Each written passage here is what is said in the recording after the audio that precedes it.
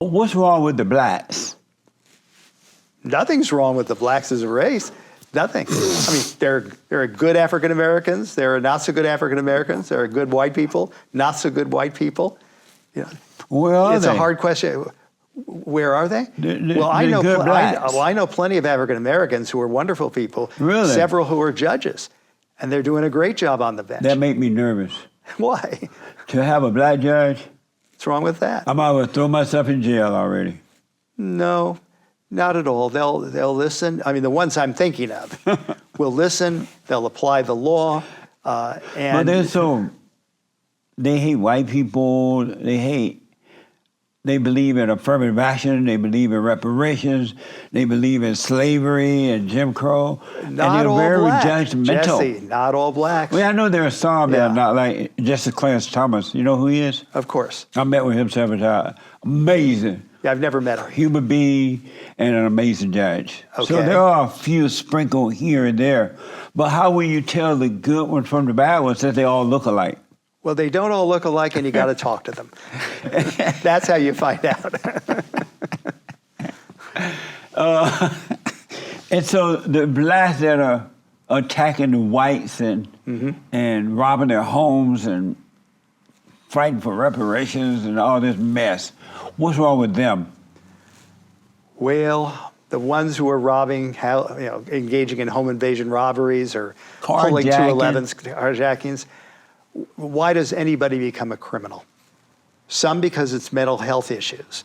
Some because the family was not very good. They were abused as kids. Yeah. They don't know any better. Yeah. They never had a chance. Why anybody becomes a criminal, it depends. I mean, they're unhappy for their own reasons, if you will. To paraphrase, what was the book, the Russian novel that started that? I want to say Anna Karenina. All happy families are happy for the same reasons. Unhappy families are unhappy for their own reasons. Yeah. You become a criminal for your own reasons. And so should we give the blacks reparations and affirmative action? Should we cut that out so they can learn to stand on their own 2 feet? Affirmative action is dead. It's dead? It's been ruled unconstitutional by the Supreme Court. But they still do it anyway. Well, then, if that's the case, they're not following the law, or they're skirting the law in some way or other that may or may not be legal. But affirmative action has been ruled unconstitutional, and we have to follow the law of the land, which is what the Supreme Court has ruled. So, what I feel about it is almost irrelevant at this point. Reparations, depends on what we mean by reparations. They mean money. Well, there are other things you can do. Like, for example, the family that lost their land in Manhattan Beach back, I believe, in the 20s. Right. All right, that was given back to them. I have no quarrel with that, none whatsoever. The land was taken from them wrongly. They were, and the government gave it back, said, look, we apologize. This was a real act of racism, inappropriate. Here's your property back. Now, I think what they've done is sold it, which is fine. They have a right to do that. Yeah, they sold it. I saw it in local news. They have a right to do that. Yeah. But I have no quarrel about that whatsoever. We can, and that's a different subject from giving somebody who never had a slave in the family money. I can see the case being made for it, but I can see the case very easily being made against that. Amazing. It's hard to say. I mean, reparations is a very tricky, slippery subject. Do you love white people? Do I love white people? As much as anybody. There are white people I love, and a lot of white people, like some of these mass shooters, I don't. And it's interesting, Jesse, how many mass shooters do we have who are non-white?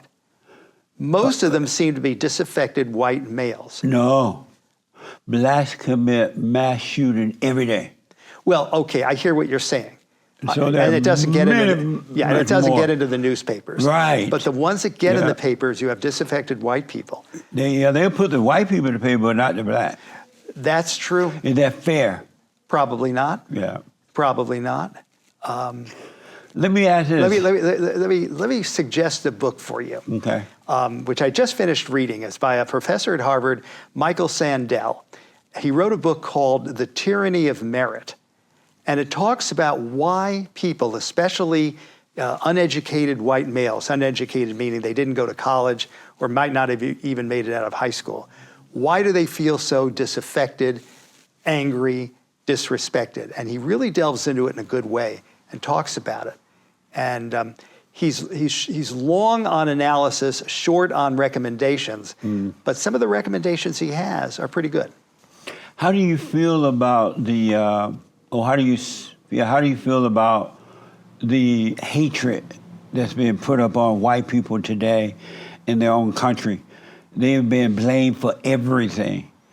And they're being discriminated against. They're called racist. They're being to blame for anything that goes wrong in the country. They're blaming on white people. If white people should speak up and say, no, that's not true, they take the white people's stuff. They call them racism. How do you feel about the hatred toward the white population? Well, you're describing, an argument that is not logical. What do you mean? It's overly simplistic. And if you went the other way and said, oh, it's always because of black people, I'd give you the same answer, okay? If somebody says, oh, it's just because white people are wrong, or I think it was Susan Sontag who said white people are the cancer of the human race. I think it was Sontag. Again, don't quote me. Right. But this is, I guess a function of what? Guilty liberalism, not ignorance, overly simplistic analysis. It doesn't make sense if you really put it under a microscope. Right. But at the same time, the argument going the other way, oh, it's because of the blacks are doing this and they're the cause of all the trouble. Same reaction. It lacks logic. It's overly simplistic, based on prejudice. But I grew up in let me ask you this, I'll tell you where I grew up. So I see this advertisement sometime on TV where it says, be aware of racism or something like that. Okay. And it says, be aware of racism against the Jew, or hatred against the Jews, and against the Mexicans, and against the blacks, and against the Asian or somebody like that.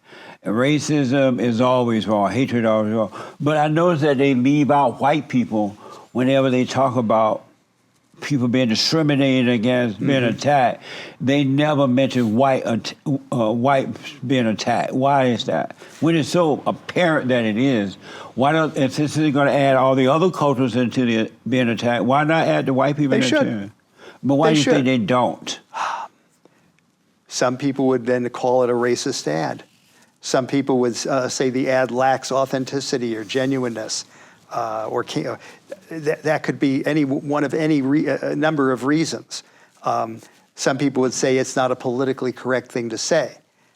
Okay? But they still should add them anyway, even though there are people going to complain about it like they do about anything. But to be fair to white people, since this is their country, they founded this country, they created this country, and if it wasn't for white people, none of us would be here. Well, when you say when you say they founded and created the country, there were a lot of people here to begin with, Native Americans for openers. But they weren't doing anything. They were sitting around smoking pot. No, they weren't. They were running their own. They had their own societies, and the Native American nations actually were fairly democratic. But they some were not. Some were not. Anything. Some were run by caciques, but some were extremely democratic, almost isocracies. It depends again on what tribe you're talking about. But they were, doing very well in many areas. Doing well how? Self-sustaining. But they were living in the woods in a hut. They were a tent. Well, they were happy about it. They were surviving.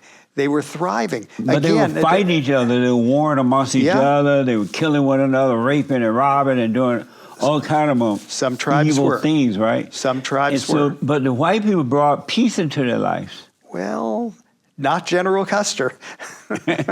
He was tough. He was. Maybe he was Donald Trump's daddy.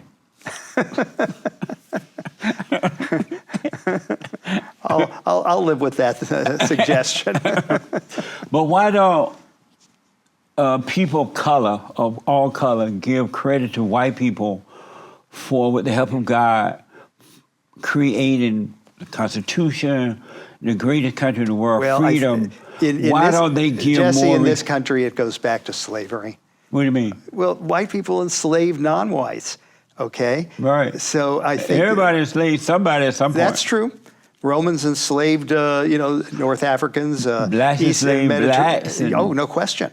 and blacks sold blacks into slavery. No Right. question. It's a very complicated, messy history. So why don't they give credit to white people in white world, Europe and America, for creating such great countries that everybody and their mama want to come to? The borders are overflowing, and everybody want to come here, but yet they come and then they blame the white man for their unhappiness. Well, there are a lot of reasons, and we can sit here and analyze them, but I don't think we're going to come to the reason. I know We the can reason. sit here and what do you, when you say you know, what is it? It's the hatred of the heart. They don't have love.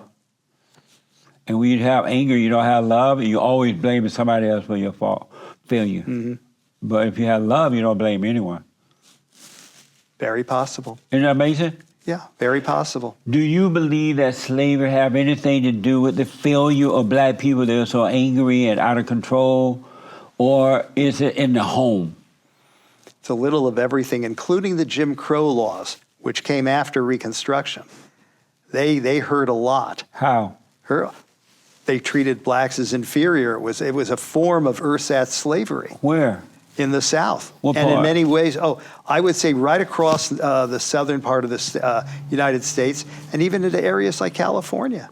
I mean, think about the segregation. When you would take a train back even in the 50s, if you took a train from, say, Jackson, Mississippi to Los Angeles, you would get on the train in Los Angeles and there'd be blacks and whites in the same cars. Right. When you crossed into Texas, a light would go on. And the light in the car meant you are now in a segregated area. The blacks have to move into their own car. Right. Okay? That's segregation, pure and But simple. what's wrong with that? Everything was wrong with that. Like what? Why do you classify people based on race? What's the point? But then that's what blacks are doing today to the whites. The universities and things like that, they want black dormitory. They want black graduation. They don't want to be with the whites. They want this and that. Are they evil for doing that? Well, they won't tell you they're evil. Many of them really just want to kind of set up their own control, their own identities, their own strengths, if you will. And once that's happened, then meet whites on equal terms. But was that could is be an that explanation. wrong? Sorry? Is that wrong for them doing that? Depends on the reasons they're doing it. But If so- it's based on hatred, yes, it's wrong. If it's based on some other reason, it may not be. You have to ask them. So was it wrong when the train would cross over to the south and the blacks had to go on their Yes. train? But why was that wrong but not wrong for the blacks to do it to the whites today? Because back then it was done by law, by operation of law, with assumptions that blacks were inferior. But the blacks get away with it now because they're protected by the law to discriminate against the whites. But it's different. But it's not wrong It depends on why they're doing it. because they hate white people. Some do, some don't. But- if it's because of hatred, yes, it's wrong. But If it's why for some not- other reason, no. Well, why- I remember I took a class in college called Black Theater, taught by an African-American professor. And we had blacks and whites in the class. And at one point, the professor said, look, we're going to split the class because the blacks need their own space to develop their own style of drama and theater. Okay? Well, man. I wasn't happy about it, but I could understand it, and it would be different if he had said something like, we want the blacks out of the class because the whites are better and they can't perform as well with you here dragging them down. Okay? Different logic. But I don't understand why you're saying that it's okay for the blacks to separate themselves from the whites in the universe or wherever, but it wasn't okay for the train to stop and the blacks had to go in their train and the whites go in there. Why wasn't it okay for the whites to do it if the blacks can do it? It doesn't make sense. Well, no, if it's wrong, it should be. You're Jesse, old enough to hear about the goose and the gander, right? Yeah. So why, what It's is good for the different. goose should be good for the gander? Well, we start with the fact that it happened on the trains because that was the law. And the law was pure, it was But wrong. it's the law now because the blacks can get away with it. Again, different. We're going in a circle here. We're going in a circle. You gotta be going in circles. I Exactly. grew up in Alabama on a plantation. Wow. I worked the plantation. I grew up under Jim Crow laws. Yeah. And what you said about it is not true. Okay. And that's what I want you to know is that they have made up a false history about Jim Crow law and the blacks. The blacks were doing better. We were doing better. And all the blacks I knew were doing better under Jim Crow than they are today because they have family, they work for themselves. Blacks and white got along for those who love God and love what's right, it wasn't based on color. Interesting. And black people had businesses and work. One of my aunt got married. She and her husband had like 19 kids, I think, something like that. And they had their own land and all the kids went to college and become doctors and lawyers. And one of my best friends, the same thing. You were in a very unique situation. Right, I had parents. Yeah. Jesse, have you ever read a book by Isabel Wilkerson? Does that make a difference that I have parents? Stop for a second. Have you ever read a book by Isabel Wilkerson called The Warmth of Other Suns? The Warmth of Other Suns? Suns, S-U-N-S. Oh, son, no, I haven't. Read it. It's an oral history of, I think it's 3 families, who came from the Jim Crow South, came up to the North, and how they fared. And I've got to tell you, it's very eye-opening. Now, unless everybody was lying to this author, it will really make you sit up and take notice, okay? And, you don't have to go further than that book, but you could. I mean, obviously, reading W.E.B. Du Bois is going to give you another look on what's going on, or James Baldwin give you another look on what's going on, or the autobiography of Malcolm X. I mean, what you're saying, and I respect that you had a particular... Booker T. Washington? Sorry? Booker T. Washington, you know who he is? Sure. They don't like him. The blacks don't like him. Didn't he start Tuskegee Institute? Yes. Yeah. I've been to Tuskegee. I spent a week down there. It's amazing, huh? Yeah. Well, he came from slavery, but the blacks hate him. They don't use him as an example. That's too bad. They want to use the, I'm so poor, I can't make it because I'm black. And Jim Crow, they lie to you.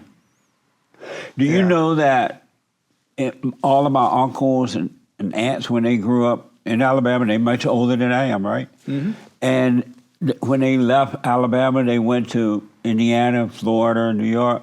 They bought homes. They got married. They had truckloads of children. Yeah. They never got on welfare. They were not blaming white people.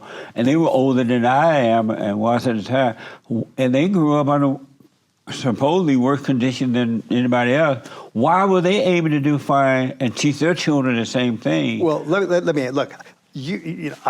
I respect that you grew up on a plantation during the Jim Crow era. Yeah. And it sounds to me like you are very lucky in terms of your surroundings in that area, because everything I've read by other people, quite different. They lied. So all these people who talked to Isabel Wilkerson were lying to her. Yes. Or she just made it up. Yes. Okay, I wasn't there. I don't know. I don't know who she is, but the only well-known author, very well regarded. The only reason that blacks, not the only reason, but one of the primary reasons that black people lost their way was because of the civil rights movement. The worst thing, other than abortion, that has ever happened to the blacks was the civil rights movement. If the civil rights movement had never happened, black people would be much better off today because they sold their lives over to the so-called civil rights movement, Martin Luther King, Jesse Lee Peterson, all those crappy people. They gave their lives over to them, and then they sold them over to the Democratic Party. It's just been downhill. Blacks have not stopped begging and whining. Martin Luther King was one of the most respected people, in the United States. They always respect the devil. He certainly wasn't a devil in my mind, I'll tell you that. I heard him speak on May 31, 1964. Right. I heard him speak in the LA Coliseum. And I got to tell you, he was fantastic. He was spellbinding. And what he said made a lot of sense. He was a very great man. I remember where I was when he was assassinated. I was at a small seminar back in college. I had tears in my eyes when I got the news. But you heard Obama speak too, right? Yeah. The devil's speaking. The devil speak what you want to hear. Well, Obama's a very different person. First of all, you got to admit he's one of the very best speakers we've ever had in the presidency. The devil's children are always the best speakers. Well, okay. I mean, look, I don't agree with everything Barack Obama said or did either, but he was in many ways a very decent president and a decent man. Yeah, I think so. Do you see what's happening to the country as a result of Barack Obama? It has been downhill ever since. Okay. So you would say that Donald Trump wasn't the best president either. Donald Trump is the best. I call him the great white hope. Oh my, the Jack Johnson of politics. What's that? He was the Great White Hope, the play. Jack Johnson was the boxer. And so is Donald Trump. Okay, reasonable minds can differ. Pardon me? Did you vote for him? Well, how one casts his political vote is a privileged piece of information. You're right about that. In fact, you can't, it's under our evidence code, you can't ask the question. If you didn't, God is giving you another chance this year to vote for the great white hope. Don't miss the chance. There might not be another train after this one. Well, as I said, reasonable minds might differ about that. Wait, but are you saying my mind is not reasonable? No, you have a reasonable mind. Donald Trump is, there are things that he did as president we can agree with, things he did we don't agree with. Are you able to name one thing, because of time, one thing that you disagree with that he did? Well, I don't want to get into this for one reason, the code of judicial ethics. Oh, okay. We're not allowed to get political. That's right. Right now I'm skirting the line, but I don't want to go further in. I don't want to get you in trouble with the blacks. Or with anybody. Or with anybody. So that's right.